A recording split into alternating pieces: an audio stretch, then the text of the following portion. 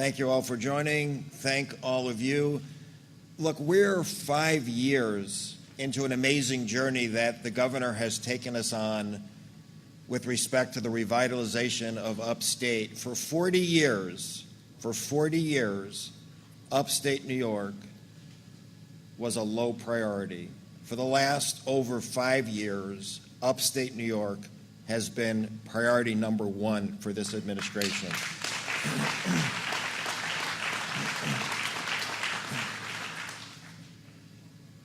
There was an article in the New York Times recently about Rochester, about all the goings-on in Monroe County.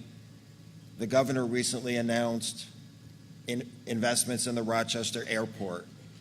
You're winners of the Upstate Revitalization Initiative, $500 million to help drive the economy.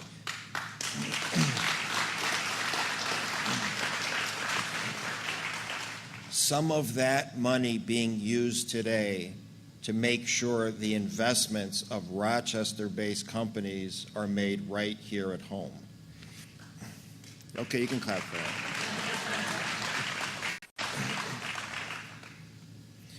that. These are exactly the kinds of jobs we're focused on. Tradable sectors of the economy, advanced manufacturing jobs, packaging. Your region is focused on food processing. You can't have good food processing without good packaging. It's hand in glove. This is the perfect fit. This is exactly the kind of jobs your region's strategy has called for. It's my pleasure now to introduce a gentleman that is really, in many ways, the reason that American packaging for the last 17 years. This is a company that leads the industry in sustainable packaging. At ESD, we call him the Packaging King. And it is a pleasure to introduce somebody I've gotten to know very well on the phone over some period of months, Peter Schottland.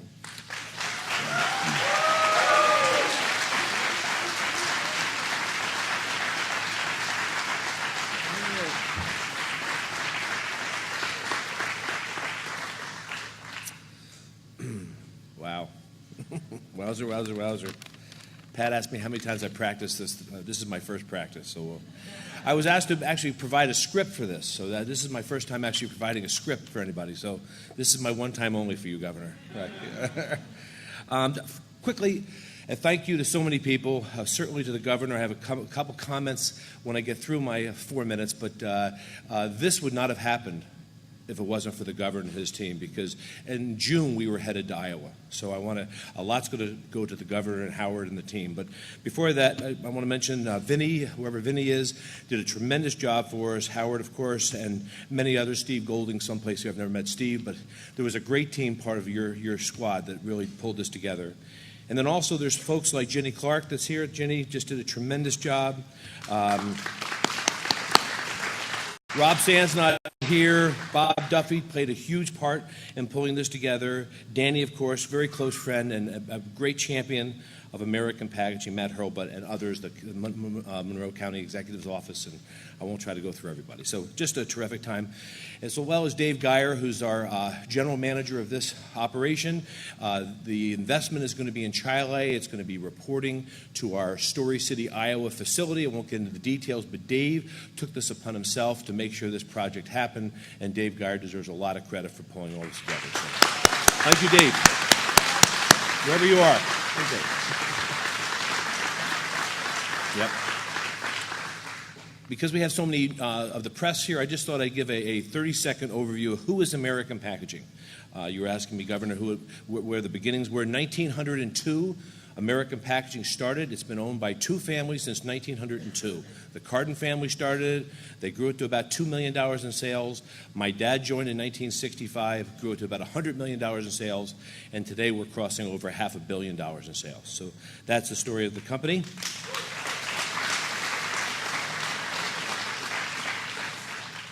We have been growing at about 9% compounded growth rate versus the industry's growing about 2.7%.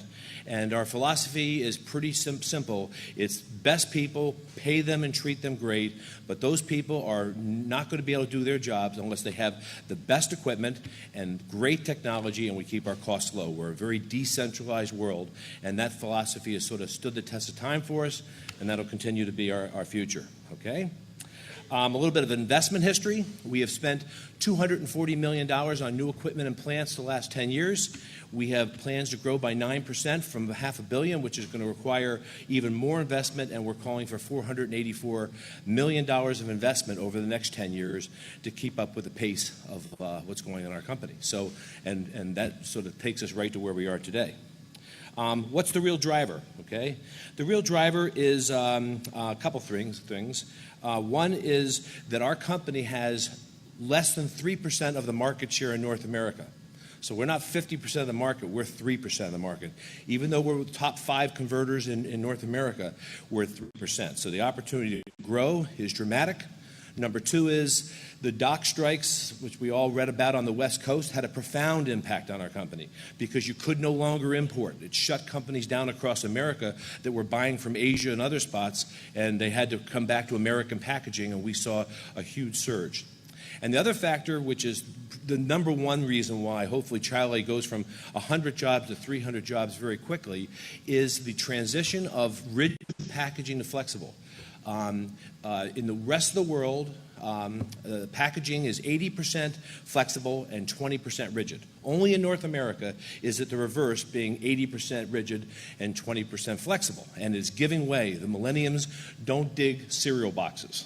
Millennials want cool opens, and I was walking out of the house. None of the guys will know what these are, but these are cinnamon sticks. Any guys know what cinnamon sticks are? Not one of you, probably. But I was walking by this on my counter this morning, and I've never seen cinnamon sticks in anything but a plastic jar or a glass jar. Just like baby food, it's all going to flexible. That's our business. So that's the transition that's happening to our company, and that's why I think the 9% growth rate probably will happen.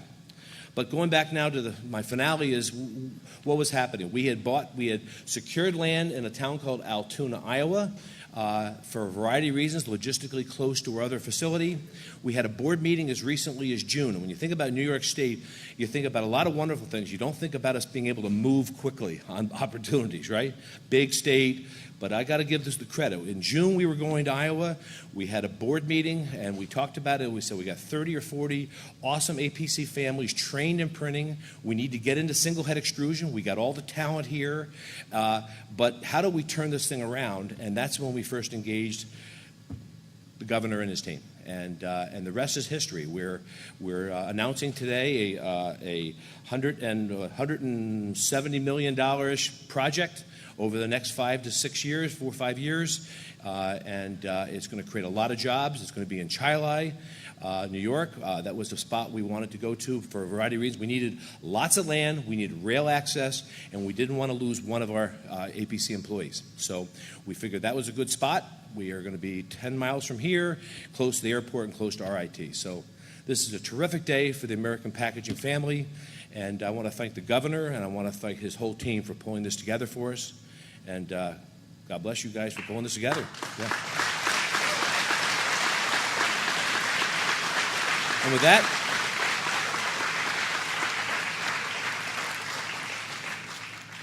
I'll turn this over to you, Governor. All right.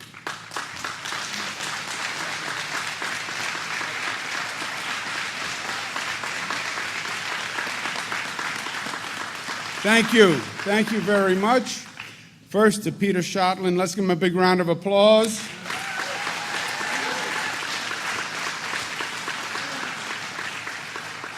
I want you to know, Peter, that first of all, I'm with those millennials. I hate cereal boxes too. I believe in flexible packaging. I'm more comfortable with it just as a flexible packaging guy, which I consider myself.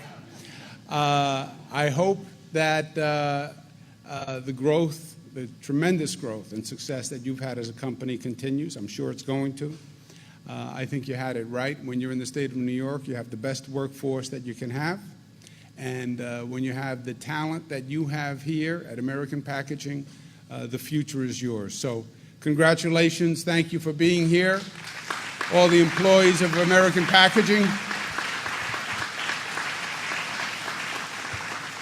To all the people who worked very hard to make this happen, and it was a group effort. As you heard from Peter, we had to scramble, and this is a competitive arena now. States compete with each other for businesses, for jobs, and you have to be quick, and you have to be entrepreneurial. You know, entrepreneurial government sounds like an oxymoron.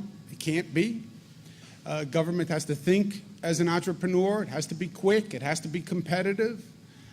Because it's a very tough business environment. For many years, New York was not. And we just sat there, and other states came in and just picked up our companies one by one and lifted them up and took them away. That's why for so many years, places like Rochester, upstate New York, it got smaller and smaller and smaller. State government did absolutely nothing. And we were at a competitive disadvantage. We just assumed businesses would stay in New York. Why? Well, we had a little New York arrogance, you know. We're New York. Where else could you go but New York? Well, there are actually other states that are out there. You look at a map, you see shapes on the west of New York, like squares, rectangles, different shapes. Those are called other states. And we learned the hard way that you can actually move to one of these other shapes on the map. But we learned the lesson. And Howard Zemsky ESD, now it's their full-time job, Empire State Development, is in the business of keeping growing companies here in New York and attracting companies from outside of New York to come into New York. The county executives team did a great job. Bob Duffy and Danny Wegman, who run the Regional Economic Development Council, which is in many ways our economic development engine, did a great job in working with Peter and making the case for the Finger Lakes region and for Monroe, and it worked. Ginny Clark then did her piece as a great promoter for the region, and today is a success. And it is a great success because, you know, if this company had moved to Iowa, you don't know what would have happened with the facility that remained behind. You know, it's never a good sign when a company chooses to build a future plant in another state. That normally doesn't have a good ending for the plant that remains. So this is positive all around. And this is a big, big deal. $170 million project, 350,000 square foot plant. That is a big deal. And New York State is a partner in it, and we're investing $14 million between the URI money, the Urban Initiative money, and the Excelsior tax credits. So that $14 million will leverage $170 million. It will keep 170 jobs that are here now. And when all is said and done, it will create 262 new jobs. And that's what it's about.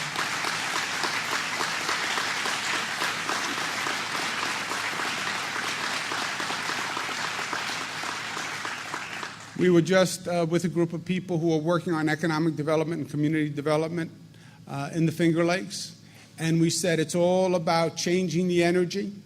And instead of having people leave and businesses leave, having people come in and businesses come in, having people invest. And you can really see that the region has changed, the city has changed. There's a story in today's newspaper on Mayor Warren and how great the turnaround in Rochester is, where for so many years you had a population decline.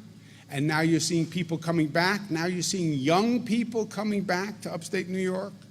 After all those years of watching the young people leave because they had to find a job and they had to find a future and it was somewhere else, now the future is being built right here in New York.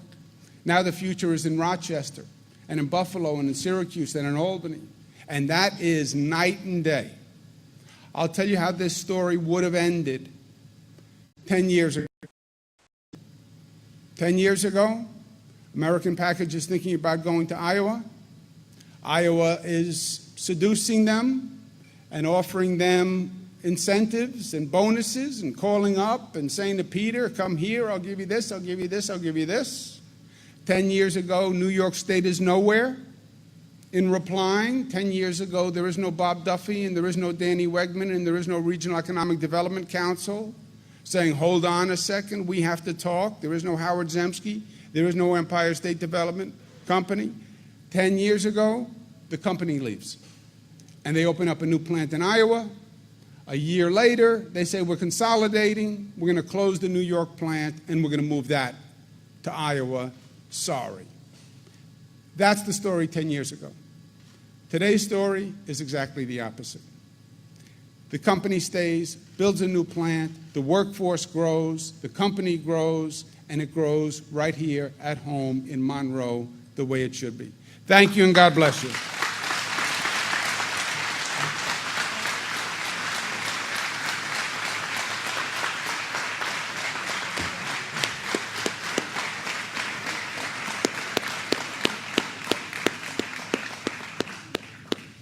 Just going to close the program. Thank you all for coming. Economic development is a team sport.